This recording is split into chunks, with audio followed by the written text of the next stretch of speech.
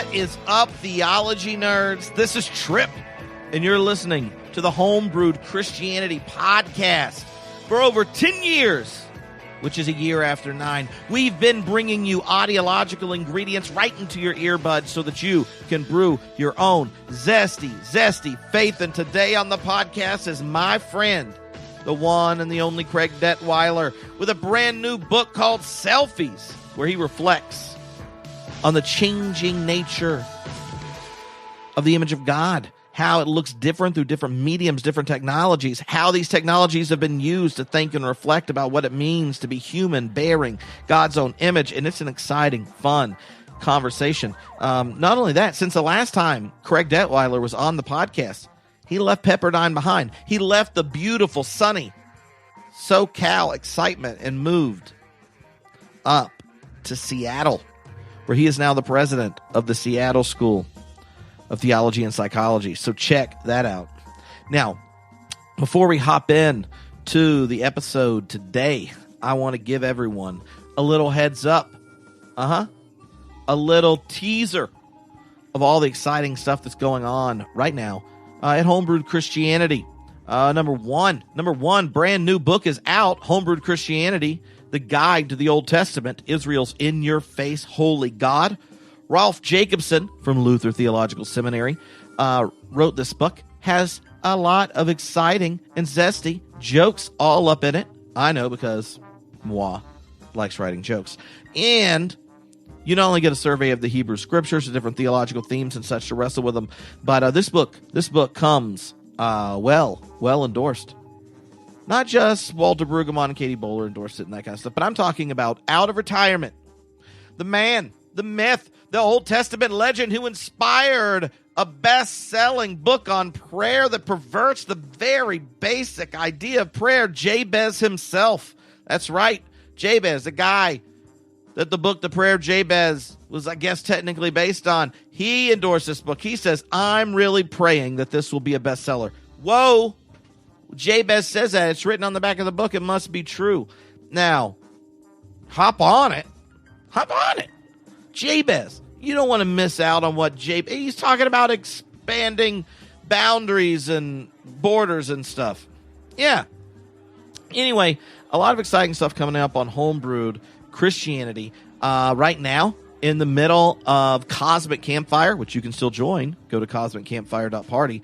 We have had some fun. We were joined live by Matthew Fox, by Keith Ward, coming up on the docket just through the end of November. We got Rabbi Brad Artson, Lorelei Bernanke, Rupert Sheldrake, Ilya Dilio, Philip Clayton, and JC himself, John Cobb, Cynthia Bourgeau, all of them joining live. Thank you for clapping. All of them are joining live in the Cosmic Campfire. So go to cosmiccampfire.party. We'll also be announcing the live event soon in February. It's similar to February, but I said it different. And we're also going to have 2 webinars coming up with Brian McLaren and Gareth Higgins, which is exciting, which you can join live and interact with them. And then this Advent, we're going to make Advent great again. That's right. An online pop-up community this Advent. And this year, what we're going to be doing is my friend, popular podcast guest, is coming back, Robin Henderson Espinoza. Boom shakalaka, we're going to be reclaiming by rereading the Gospels themselves, the Gospel stories, the origin stories of Jesus. What does the arrival and coming of God look like in all 4 Gospels? We're going to look at them. It doesn't look like most of our, it doesn't look like the Charlie Brown Christmas special or your church's Christmas pageant. It looks different. And we're going to wrestle with the text and reflect on what it means to prepare for Christmas this year. And my buddy Mike Morrell is going to be working with Alexander Shaya. That's right. On preparing spiritually with his mystical intuitions and such. We'll be all in the group, along with some interactive time with kind of like Ask the Pastor type things. And Brian McLaren said he's coming. He wants to read the Bible. And so he's going to be there. We have a whole bunch of other friends that are coming. It's going to be exciting. And I guarantee you that you won't want to miss it. All you have to do is go to makeadventgreatagain.com. Oh, yeah. Oh, yeah. You go there, you can sign up, you'll join the group. We'll have a Facebook group. You'll be able to interact live through all the videos, and then if you can't make anything, you get them all delivered to you right there in your email box. Oh. So, you know what I mean? This is an exciting time at Homebrewed Christianity. I hope you enjoy it. Now, buckle your theological safety belt, because the one and the only Craig Detweiler, president of Seattle School of Theology and Psychology, is in his house. Oh, yeah.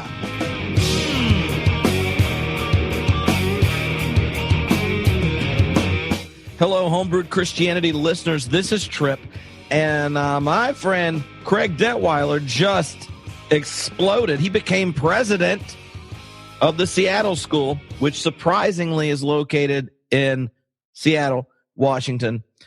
So Craig, what's up? I didn't know that you just elevated all the way up the academic cabinet to president. Yeah, they called me saying we were looking for a president, Seattle School of Theology and Psychology, and they were like, "Hey, we're not a typical seminary in any way. We're a different kind of graduate school." And I was like, well, that's good, because my resume would not lead me to this. So, somehow as a filmmaker, media person, they were like, okay, we could take some theological training, mix it with some artistic glaze, and maybe get into some storytelling together. Mm-hmm. Well, what about the program at Seattle School made you most excited about moving from Malibu, which God had to call you, because I don't know anyone that moves to Malibu on purpose. Like, people don't leave Malibu unless they have to or Jesus told them. So what was it about the opportunity at Seattle School that got you most excited? Well, I think we're in such a truly messy space regarding church life in America, where the next generation is saying, I don't know where to go. I don't know who to trust. I don't know where I can turn. And here I found this kind of jewel, that's doing a truly kind of curated education, thoughtfully delivered, dealing with trauma and with conflict and figuring out how to put things together that have been torn apart. And I was like, man, I want a hopeful place. And I know a lot of people, particularly young people, who are also looking for that. And so I just felt like, for this moment in history, this very complex moment in history, I wanted to be part of building something at a time when so much else seems to be being torn down. Mm-hmm. And it's a relatively new school, so... Yeah, we just celebrated our 20th birthday, and the school actually didn't celebrate that, because we said, hey, we think of ourselves in more human terms, as with a lot of psychologists and theologians, we're trying to think about, kind of the whole person. So it's like, we said, you know what, let's celebrate our 21st.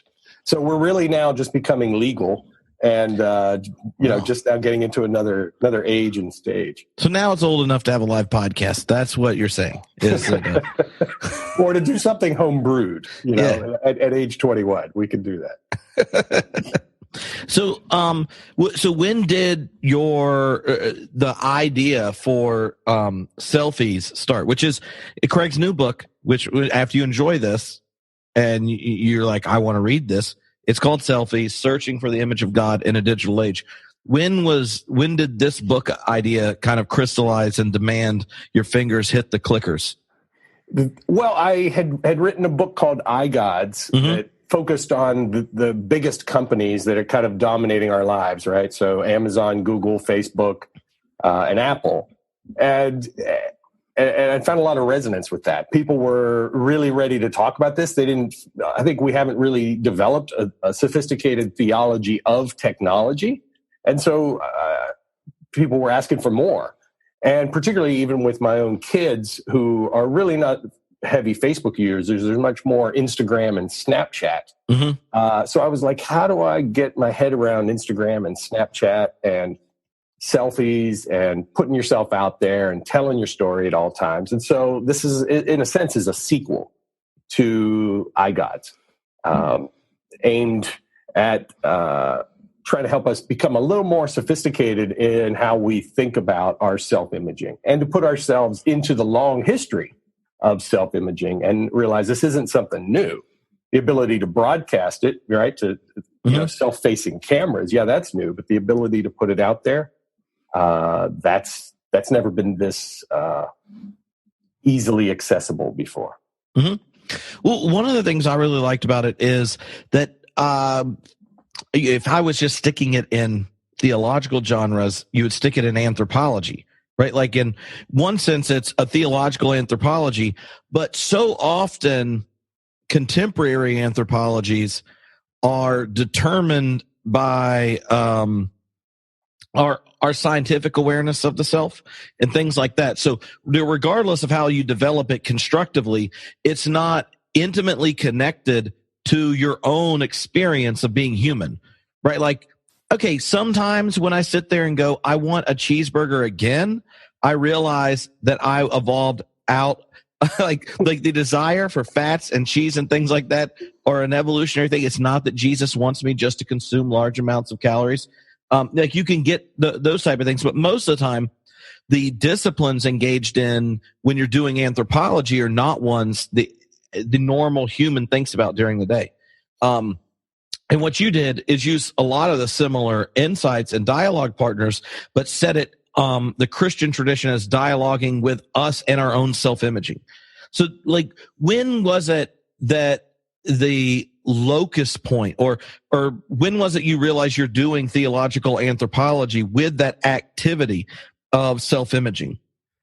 I think it goes all the way back to Genesis when I realized that we were born out of a self-imaging God, right? We don't talk about God that way, but isn't that where we came from, right? If we are created in the image of God, then we are a reflection of that. And when we engage in self-imaging, we are acting in a God-like manner that reflects that imprint, that divine imprint upon us. So by definition, as soon as you pick up the camera, you're going all the way back to Genesis. And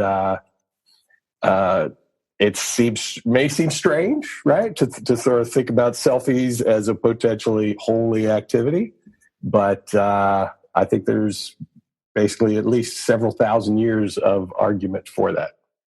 Well, in the book, you kind of go through the history of the church's understanding of the self and the way our concept of the self has changed from kind of a more ancient Platonic setting into the Renaissance, all the way to kind of the emergence of psychological self, where there's this false consciousness where you as a self don't even know all of yourself, and you don't know yourself, and then that makes you like self-reflective about the unknown self that's there. So, well, like what?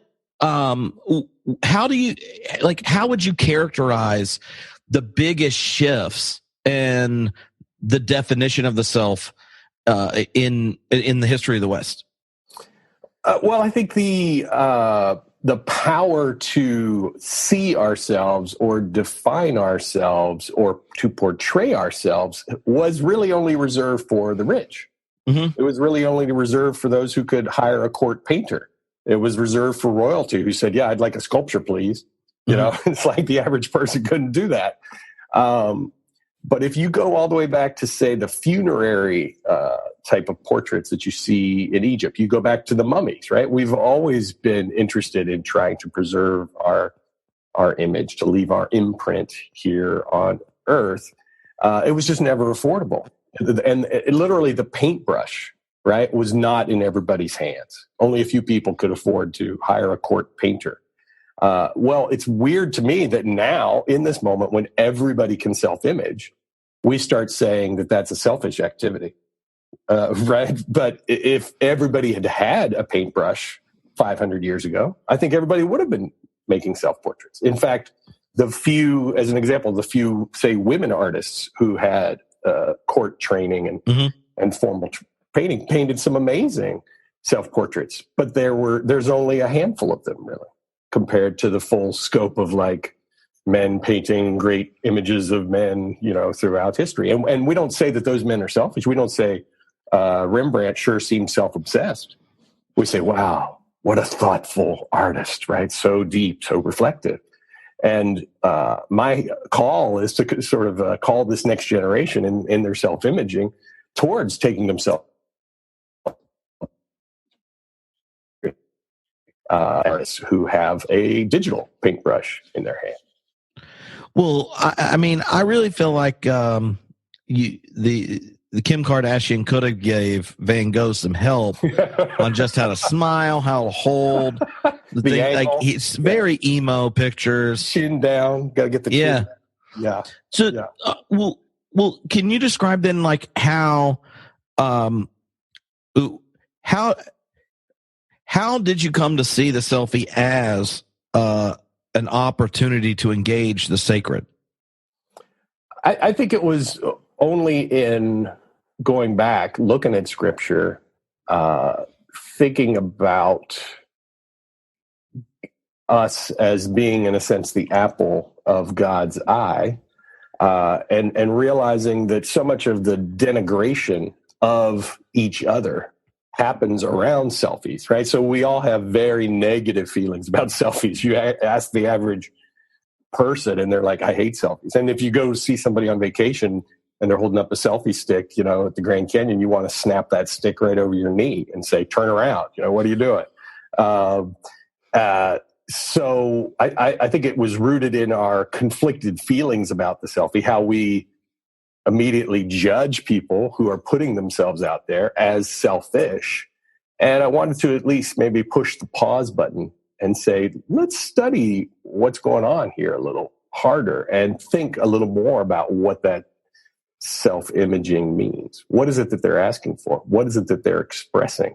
Mm-hmm. Are they asking to be seen? Are they asking to be heard? Are they hoping that someone will say, no, you are noticed, you are valuable, you are loved? And in that sense, I think selfie making and selfie taking can be a form of prayer. Mm-hmm. It can also be a form of worship. It can also be a form of self-glorification. But all that's been always true, from the Tower of Babel on. We've always engaged in plenty of self-promotion and monument making. But I also have to believe that there is a selfie that can be a form of praise to God for the glory of our creation that is close rooted in some of the Psalms that hold us up as little lower than angels. Mm-hmm. So if someone's always thought of selfies in the anger as like as really ego related, right? Like, if that's how they've seen them, like, how do you advise someone cultivating selfie hermeneutics, or where you cultivate the act of being able to interpret selfies as something else is going, or something else is going on in them other than an attempt to convince me that your life is cooler than mine? Well, there's still plenty of that. I mean, there are blatant self-promoters who are, I think they're called influencers. I think that's good. That's good. But there are, I think the vast majority of people look at selfies in other two ways. One is a form of communication, where they're simply trying to say to friends, like, hey, this is me right here, right now. Mm-hmm. And where are you? It's a way to communicate to family, to friends, to loved ones, to just kind of say, this is my day today. What's your day today? But then I think the third group that's probably the most interesting, or I would say, is folks who are trying to work out who they are through the self-imaging process. And so that's why, hey, you get a new pair of glasses, you take a picture, you kind of look at it. Is this me? Do I like this? New hairstyle? Do I look good in this color? Do I look good in these clothes? Do I see myself as serious? Do I see myself as silly? Just trying to work out the self through kind of trying on some self-images that you can see, Caravaggio or, cast himself in his own paintings all the time, dealing with his demons even in public. So I want to give people that kind of space and encouragement. So the Selfies book even includes at the end of every chapter, there's like an assignment, selfie of the week, that might say, let's make a different kind of selfie. Let's make a selfie about your darkness, about your fears. Do something in black and white. Do something where you dress up. Try on some different ways of expressing yourself. Mm-hmm. So you talk about 3 different categories of selfies, the kind that are self-publicity, that type of stuff, ones that are built around communicating, and then ones that are autobiographical in a sense. And I can maybe say a little bit about each 3 and how, you don't actually just pick one of them as like the best type, but there's stuff going on in all 3 of them. Well, that's right. With influencers, where it gets tough with the self-promoters, I'm not sure they actually necessarily want to hear back from anybody. They're just looking at people literally as a number. They just want to see how many counts, how many likes, how many loves. And so that's a strange, sometimes self-defeating game, right? So, Kim Kardashian had to surrender her crown, to her own stepsister, who suddenly had more likes or loves. So we talk about Kendall Jenner some in the book as this new kind of exemplar. Communicators is something I think we all do, right? When we're on vacation, we all want to engage in maybe a little bit of that humble brag of like, hey, look at my view, look at me looking good in my view. Mm-hmm. And I guess I want to challenge people to think a little bit about that, of why we are posting those vacation pics. Are we trying to elevate ourselves, which is kind of the Tower of Babel kind of activity, or are we really inviting people into our experience and saying, here's a place of beauty, here's a moment of beauty that I would love to communicate with you. I think when we take these pictures of our food, in a sense, that can also be an act of prayer or an act of devotion. We're actually pausing before the food and saying, wow, this plate looks delicious, right? That hamburger that you were talking about, look at the beauty of this burger that I'm about to demolish. And so you're pausing before you dig in. I think the autobiographers, we just haven't thought forward long enough to think about what these self-imaging pictures are going to look like to us in 10 years, 20 years, 30 years. But if we pause long enough to kind of mark these events and think about them and reflect on them, it could be a form of spiritual journaling of sorts. It could be a little bit like our own kind of Pilgrim's Progress, our own kind of journal where we would mark things, just like in the Jewish Bible, you had the Ebenezer that you would use to kind of mark your moment on the journey. And I think when we take selfies in in a kind of a mountaintop type of experience, we are kind of marking the event and saying, yeah, I want to remember this. I want to cherish this. I was feeling great. Look at how far God had brought me. I think the challenge is to also mark those low events, via our selfies, and say, yeah, this was a hard time. And I took this picture to remember that this was a hard time. And then to maybe remember when we're in a different space to look back and say, oh, yeah, that was a valley. I might be on a peak right now, but I've been through some serious valleys in my autobiography along the way. Mm-hmm. No, I think that's really smart. And one of the sections in the book that really struck me was your exploration of narcissism and your description of its positive side. Maybe you could talk about that, because I think the label narcissist gets applied so easily in a selfie context that, one, you kind of come judgmental towards whatever people are sharing, and it sets you up for negative interactions. And two, like, it also discourages people, from really cultivating that positive side that you talk about. I think that's we're in a weird space right now where we are quick to judge and fast to condemn. And obviously there's a lot of narcissistic behavior out there really starting at the top, maybe even in our president. I don't want to overspeak there, but well, I mean, president to president. Indeed. But the understanding of Narcissus and narcissism are kind of two different things, and I think it's easy to see when or why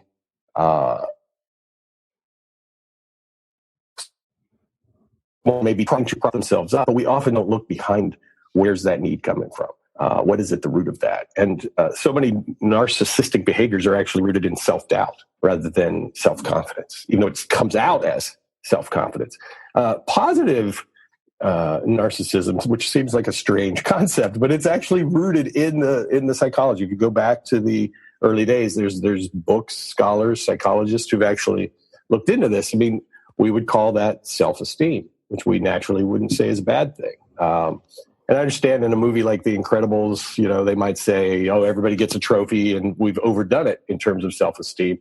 But when you look at the attacks that we offer towards each other online, I don't think we have overdone it in dignifying each other and in seeing each other. I think there's a lot of maybe some hidden misogyny that's coming out in how we judge each other in terms of selfies. Obviously, there's a lot of racism that's expressed online and how we immediately make assumptions and judgments about each other online.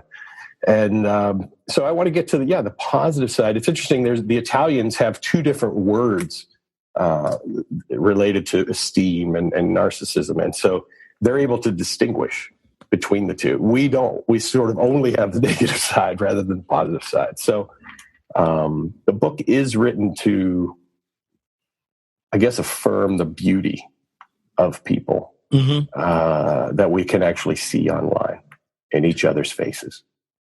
Well, one thing that came to mind when I was reading is that one of the major functions exploring the image of God in the book is that like this question about affirmation and esteem and narcissism and such is culturally, it's a pretty toxic conversation, right? Like where we complain about people giving trophies and likes and all that kind of stuff.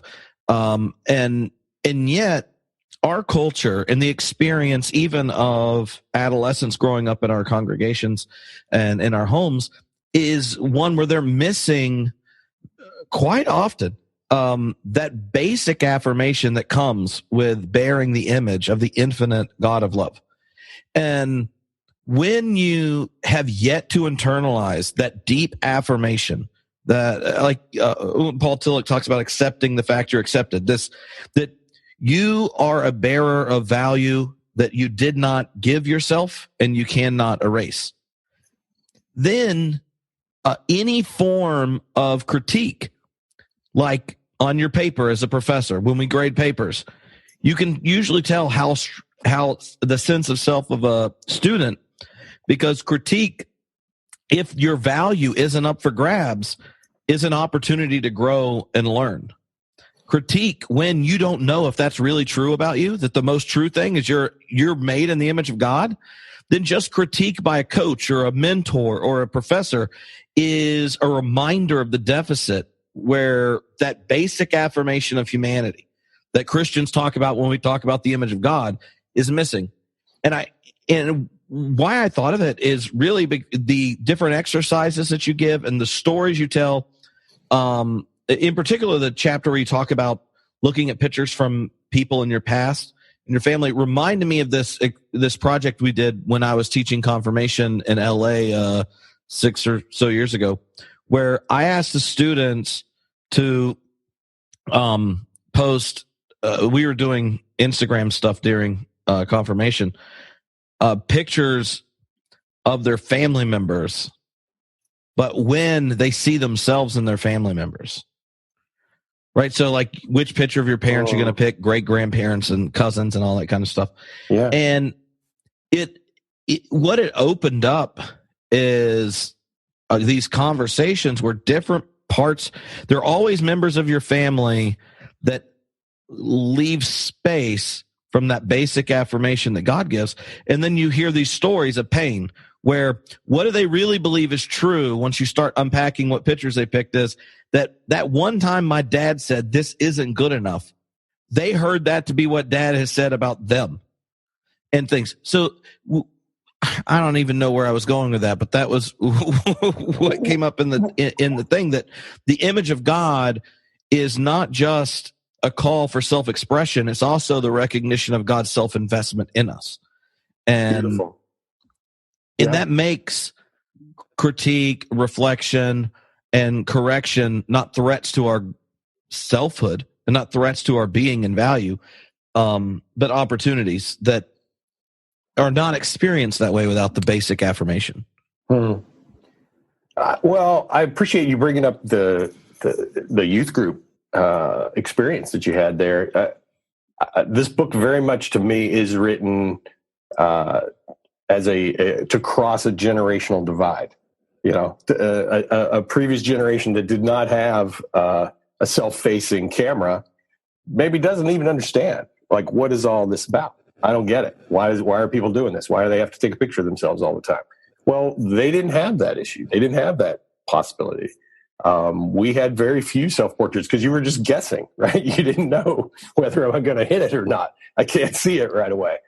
And I certainly can't distribute it right away. So this generation is working out themselves in public, which is a very tough thing to do, to actually put yourself out there for critique on a daily basis and try to see, like, oh, how many likes did that post get? Should I look a little bit sexier? Should I put a little more smolder on that? What filter is going to take me to the next level? Mm-hmm. We just didn't have that ability to put ourselves out for that kind of public referendum. Like through that medium. Exactly. And because parents did it by like, oh, what do you do? Now I'm going to signal my wealth and tell you my story, and only, everybody has some way they project their self-image. It's just when it's this new medium, somehow older generations are hypercritical, and then they go get in the car that they are still in debt for to say they went to the school that they shouldn't have gone to because now they're debt stricken. Like, think of all the things as parents we do that you're like, selfies, that's shallow. I mean, that's why I bought all these books on this shelf that I've never read just to impress you.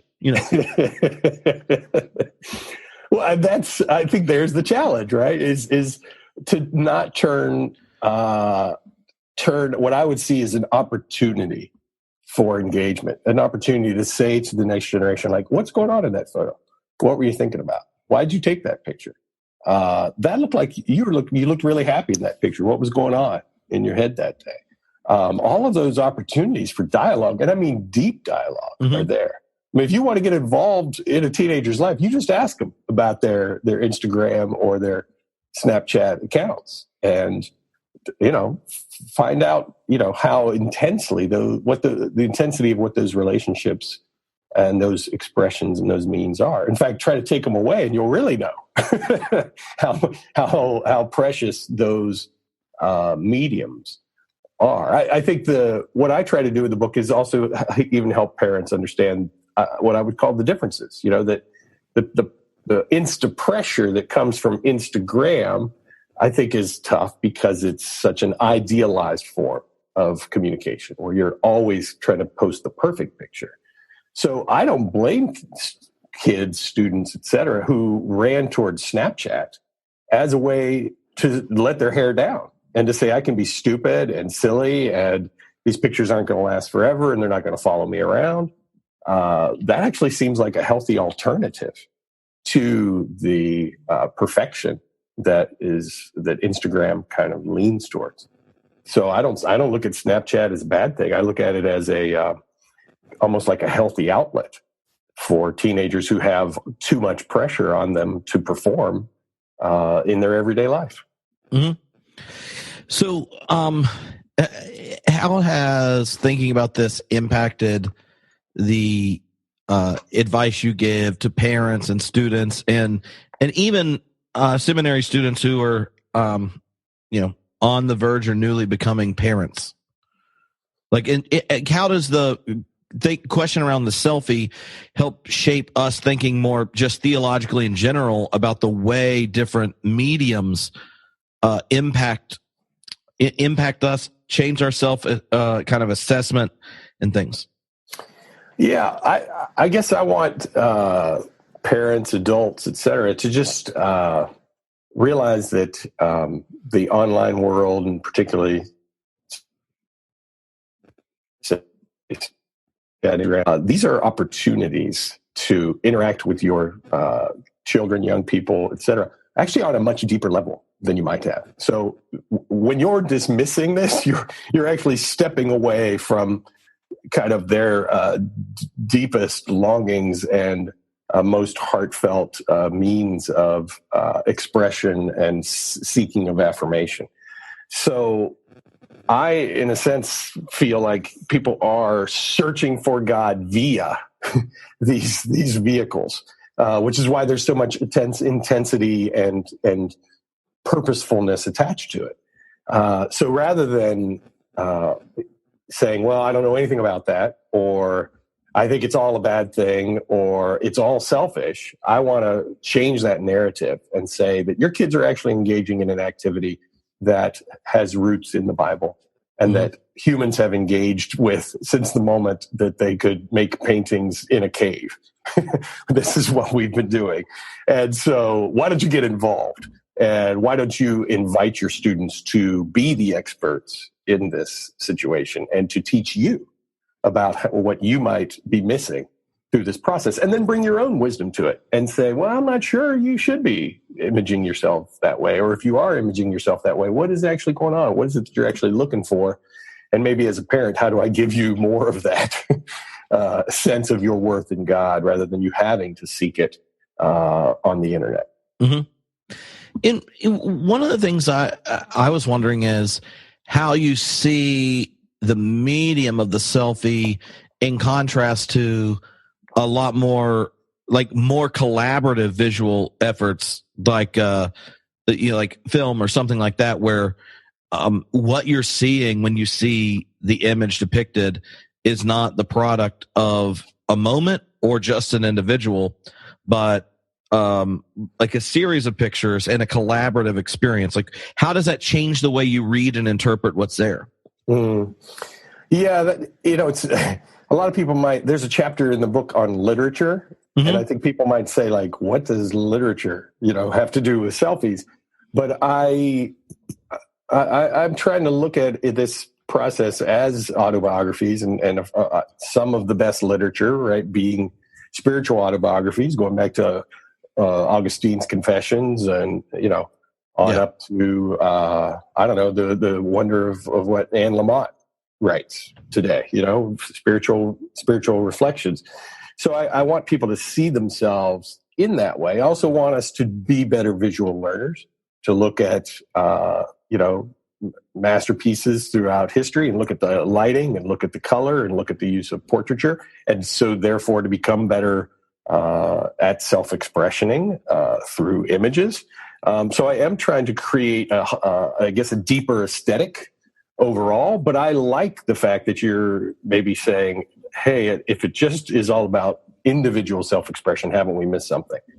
And that may be another book or another project, is how do we get beyond just, here's my image and this is what I said and this is my picture, into what do we say and who are we? I think of just like the selfie in done well is like testimony, right? Like that has a very important place in liturgy, in relationships, in communities, where the individual speaks just on their own behalf out of whatever collective they're a part of.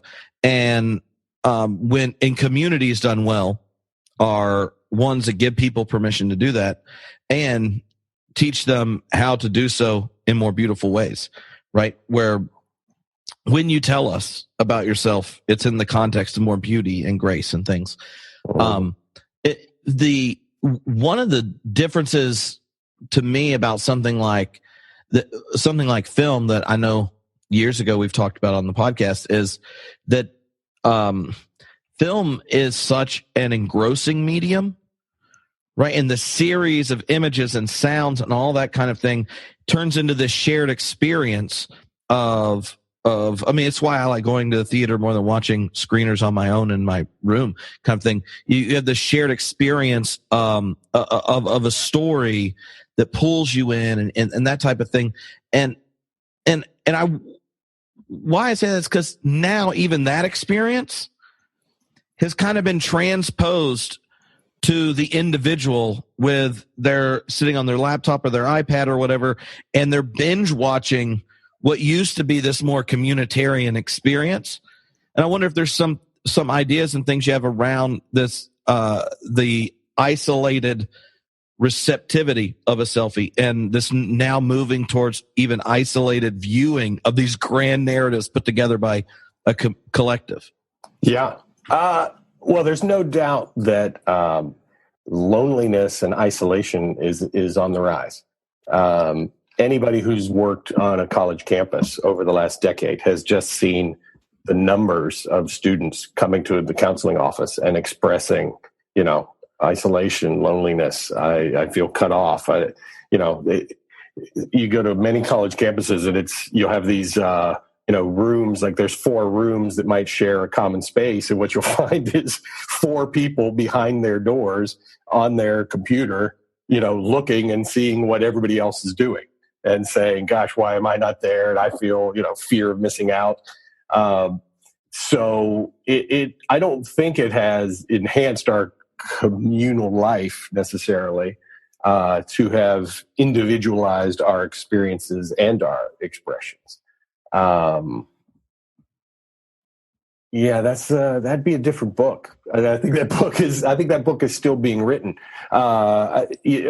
Who did it? Well, one of the things one of the reasons I asked it is this past Jan term, I taught a intensive class at Elon University in philosophy and pop culture on secular apocalypse narratives, and all the students had to pick like Walking Dead or Game of Thrones or Battlestar Galactica, and they journaled and binged watched the whole thing over the 3 weeks of the class. Wow. And they were not, and part of it was essentially an experiment of self-isolation while you're being entranced in a narrative, and then thinking about how we tell apocalypse stories differently in a culture without a transcendent horizon of meaning and purpose. And, it seemed like a good idea when I did it, but the stuff I learned just from reading the students' papers was so fascinating that I thought, yeah, there's a whole nother way that these mediums are shaping us when, they weren't even complaining about checking out from their life, their friends, their families for 30 some hours of viewing on top of being in class 3 hours a day. Like, that's nuts. And it was like, yeah, you do that sometimes. And I'm like, down the rabbit hole. Down the rabbit hole. Yeah. Yeah, that is super intense. Well, it's I've got deep conflicts around all of these things as someone who is a media maker, as someone who has created shows and created films. I understand you're in a sense you're maybe separating from your real life or from your spiritual life or from your best self or from community. So I have a hard time fighting that stream because that stream is so steady, right? Netflix keeps making it easier, not harder to do that. So I guess where I end up entering the conversation is assuming people aren't going to turn it off and trying to say, okay, where can you find God within this? Where can you find transcendence within this? Where can you find community and shared experiences within this? But it is really hard to turn back that electronic tide because it's coming at us in all, in every medium. It's on our body. It's literally on our body at all times. Mm-hmm. It's a steady stream, and I think it's easy to feel overwhelmed by the bits and the bytes and the choices. We kind of have an abundance problem, too many options, too many shows, too many choices. So how do we shut it off? How do we be more selective? How do we put down the device long enough to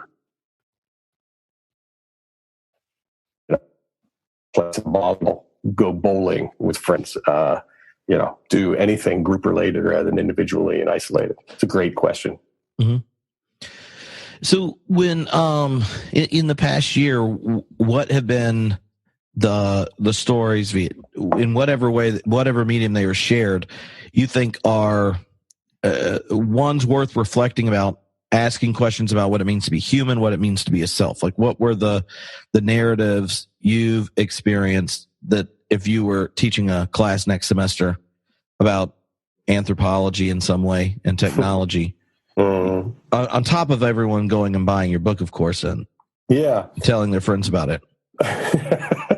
Well, a film like Her, I think is becoming more and more prescient as we look back. At the time, it was a little sci-fi fantasy. Oh, this person who has this intense relationship with his personal assistant, with his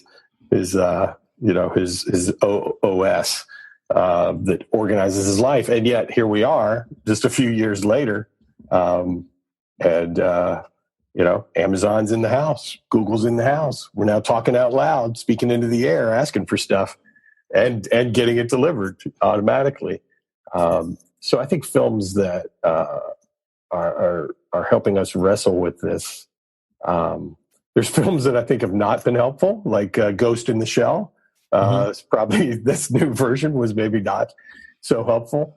I saw a film recently. I'm not going to be able to pull the name right now, but it starred Gina Davis and Lois Smith, and it was about kind of a digital self that is a projection of us that lives on after us and enables us to keep talking to, say, our loved one. So you kind of record, I think John Hamm in the film plays a deceased husband who is a digital projection as the wife remembers them. And this becomes her kind of digital companion. Even though it's a hologram, it's in the house with her. So that as she's going through grief, she actually has John Hamm to talk to. She can't hug him, right? And he's, in a sense, only programmed based on the stories that the wife has told about the husband and kind of input into the computer. But we're in a really funky time where what does it mean to be embodied? That's becoming a rarer and rarer notion, I think, as more and more of our lives enter, these things like that we use with transcendent metaphors, like the cloud, right? As more things enter the cloud, that kind of takes on a heavenly realm. What does it mean to be fully human? What does it mean to have a cup of cold water for each other, to bring soup to another person, to actually offer a hug rather than just an online like? It could be that people of faith could be the last group that believes, in a sense, in the dignity of the body, that we're not just our minds, we're not just meat space, but that the body is good, that the incarnation of Jesus actually means something for us. So what did you think of the Mr. Rogers movie? Oh, just sheer beauty. Just the most reaffirming notion of how the power of kindness could transform, weary souls. I actually saw the film at Sundance, and that's probably as cynical an audience as you're ever going to find. Like, they've seen everything, they've done everything, and to sit in that audience with people just sobbing and bawling because this person says, God loves you just the way you are, that you're special. It is everything that we seem to need in this moment. I also saw another film it's called Eighth Grade that's just now starting to hit theaters, and it dignifies the life of a young woman who's really struggling, with how do I get through eighth grade, and what do I have to do to be popular, and what do I have to do to be liked, and what do I have to do to be loved? So all the answers are in that Mr. Rogers documentary, but it doesn't mean that it's easy to be a teenager. Finally, what's another film Sorry to Bother You, which has just come out, is one of the more inventive, crazy critiques of the whole capitalist enterprise that you're likely to see, and deals with code switching and race relations and how you have to compromise yourself as a person of color to navigate this, majority culture. It's super subversive and brilliant and fun. So yeah, there's some great, I would call them semi-revolutionary films out there. Everything from the kindness of Mr. Rogers to the creativity of Boots Riley, the creator of Sorry to Bother You. Well, I'm glad to know you're at Seattle School. Other than you're not going to be in LA when I'm back in a couple weeks for our movie premiere. Because last summer I made a movie. Did you know that? You did. You must tell me more. It's called The Road to Edmond. And it's a buddy road trip comedy with religious themes. There's a youth minister who gets told to take a 2-week Jesus timeout because he's welcoming to a girl that comes out in the youth group. And then he's like, I'm going to go find the answers or whatever, gets on a bike. And my character that lives in a van runs over his bike, and then kind of hot tub time machine with inappropriate religious jokes takes place. Who doesn't want that? That is what the public is crying out for, right? I think there's at least 100 people that want this movie.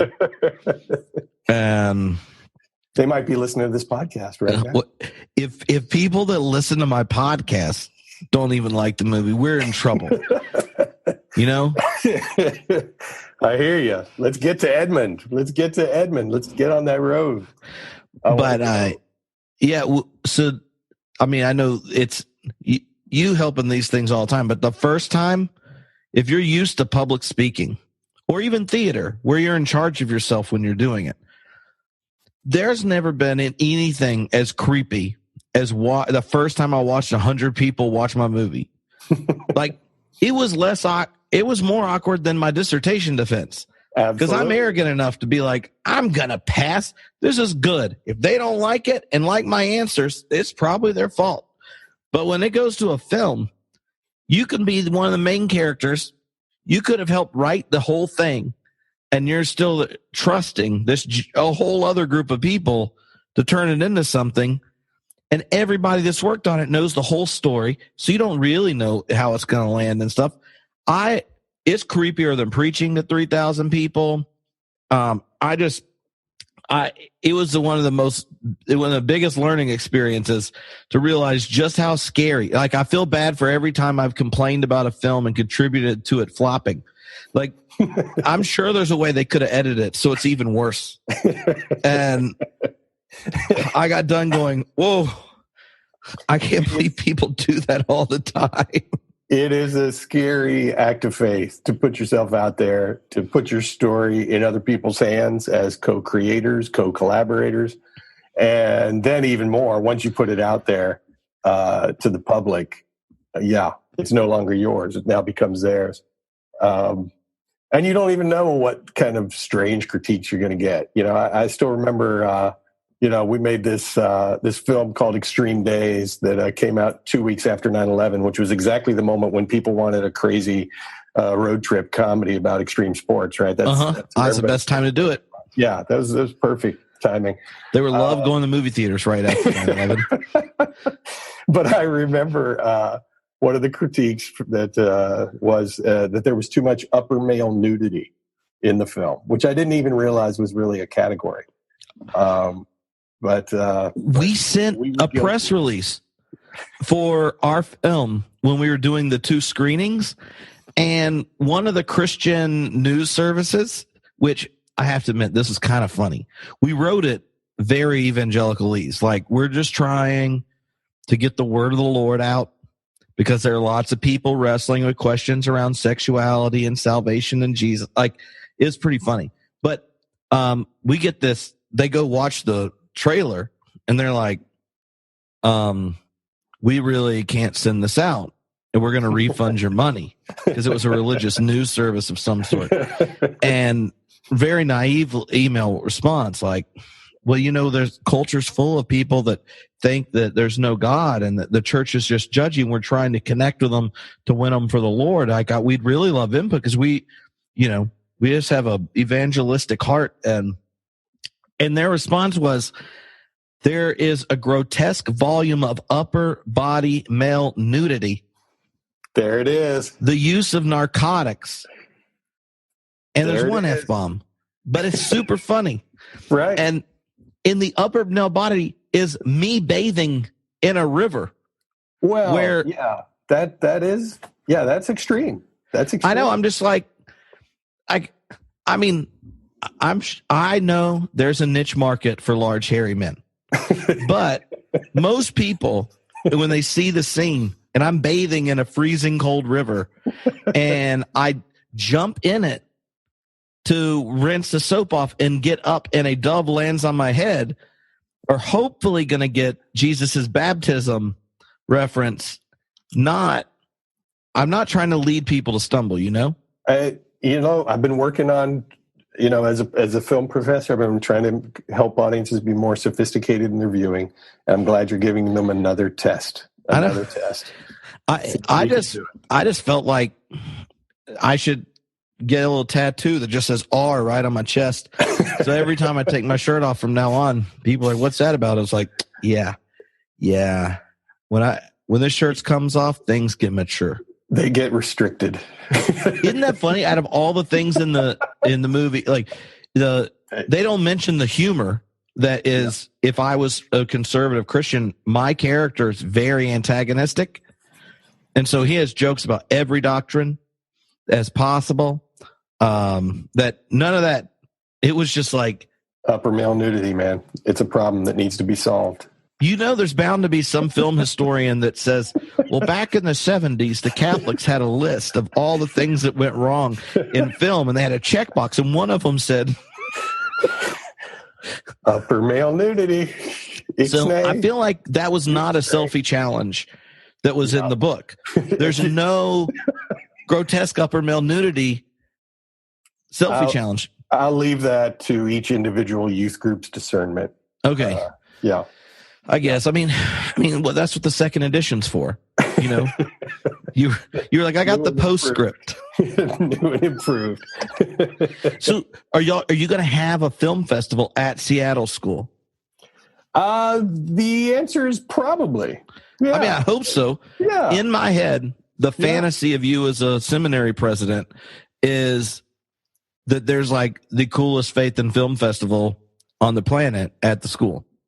Well, you know what? Thank you for putting that challenge out there. I did connect with the Seattle International Film Festival, which is actually the biggest, longest film festival of any festival. It literally is a month long. Like, they show 1,000 films. It's epic.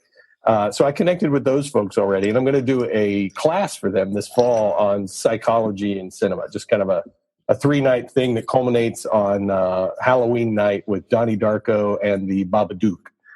So that's kind of our own little scary activity for the fall. But I like that idea. It does seem like that would be. I probably do need to do that. We got to get our screen. Our room needs to get darker, and our screening capabilities probably need to move up to 4K or maybe even 8K. But we'll work on that. And once we get there, then I'll call you. All right. Well, all those film-loving theology nerds with endowments, you can holler at Craig Detweiler at the Seattle School, for you too could be the founding donor of the film festival by darking rooms and bringing in the 8K film. That's it. Yeah, That's I mean, it. The opportunity is available. I know. There's also an opportunity to get his third private jet. Right there. I'm not praying for Craig's third private jet, just that you consider giving to it. Well, thank you so much for hanging out, and I'm really excited to see all that happens at Seattle School, and a bit jealous that you're going to get to hang out with everybody there. It's quite a fun staff. I agree. I was deeply attracted to the folks here who I don't know. They're just doing a certain kind of quality of work that is investing in the long haul. You know, we're not interested in being the biggest. I think we're trying to be the healthiest, trying to be the most long-term sustainable. We're trying to prepare people for a lifetime of service and to not burn out, early in the process. So giving people enough resources to go the distance. So thank you. And thanks for the resources that Homebrewed continues to crank out in beautiful ways. Well, in 3 weeks, we have our 10th birthday party. So that is beautiful. Where's it going to be? In Asheville, North Carolina, at Habitat Brewing Company. Bring it. Because they let me go and brew there. So, beautiful. We're going to take a selfie to end the podcast. You must. Yeah, it seems to make sense. So I've never taken a selfie with my computer before. But there we go. Who knows? Must be done.